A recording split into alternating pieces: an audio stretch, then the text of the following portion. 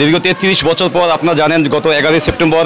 জাহাঙ্গীরনগর বিশ্ববিদ্যালয়ে অনুষ্ঠিত হয়েছে জাকসু নির্বাচন এবং এই জাকসু নির্বাচনে আমি এই কোদালপুর মাধ্যমিক বিদ্যালয় থেকেই 2014 সালে এসএসসি পাস করেছিলাম এবং কোদালপুর মাধ্যমিক বিদ্যালয়ে আমার একটি প্রিয় বিদ্যাপীঠ। আমি 33 বছর পর অনুষ্ঠিত যে জাকসু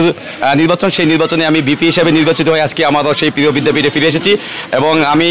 যখন এসেছি তখন আমাদের এই কোদালপুরের মানুষজন এবং কোদালপুর মাধ্যমিক বিদ্যালয় যেভাবে আসলে আমাকে সংবর্ধনা দিয়েছে এই জন্য আমি কোদালপুর মাধ্যমিক বিদ্যালয়ের শিক্ষকবৃন্দ,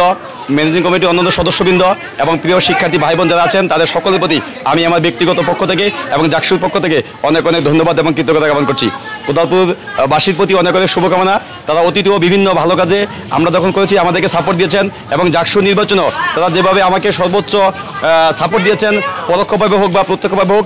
তার জন্য কোদালপুরবাসীর প্রতি আমি অনেক অনেক কৃতজ্ঞ। কোদালপুর মাধ্যমিক বিদ্যালয় বিভিন্ন সময়ে বিভিন্ন সামাজিক কাজকর্ম এবং পড়াশোনার মাধ্যমে এই কোদালপুরের গণ্ডি ছেড়ে পুরো বাংলাদেশে যেমন কোদালপুর মাধ্যমিক বিদ্যালয়ের শিক্ষার্থীরা ছড়িয়ে পড়ছে তেমনি 33 বছর পর যে অনুষ্ঠিত জাকসু নির্বাচন সেই জাকসু নির্বাচনে কোদালপুর মাধ্যমিক বিদ্যালয়ের একজন সাবেক শিক্ষার্থী হিসেবে সেখানে আমি নির্বাচিত হয়ে বিপি নির্বাচিত হয়ে আমি খুবই আগামী দিনে আমি চেষ্টা করব যে আমার উপরে যে 1 বছরের জন্য শিক্ষার্থীরা যে আমার প্রতি আস্থা রেখেছে এবং আমাকে বিপুল ভোটে নির্বাচিত করেছে আমি চেষ্টা করব আমার উপরে যে অর্পিত দায়িত্ব সেটা শতভাগ সততা এবং নিষ্ঠার সাথে পালন করার জন্য এবং যখনই আমার এই অর্পিত দায়িত্ব অর্থাৎ 1 বছর মেয়াদ শেষ হবে তখন হয়তো জাতীয় পলিটিক্সে আমি যাওয়ার চিন্তাভাবনা করব এবং এই এলাকাবাসী এবং দেশের মানুষের জন্য আমি কাজ করে যাব। আমি শুধুমাত্র কোদালপুর না গোসাইহাট উপজেলা এবং পুরো শরীয়তপুরে যারা আছেন সকলকেই আমি আমার ব্যক্তিগত পক্ষ থেকে অনেক অনেক ধন্যবাদ জানাচ্ছি, কেননা তারাও কিন্তু আমাদের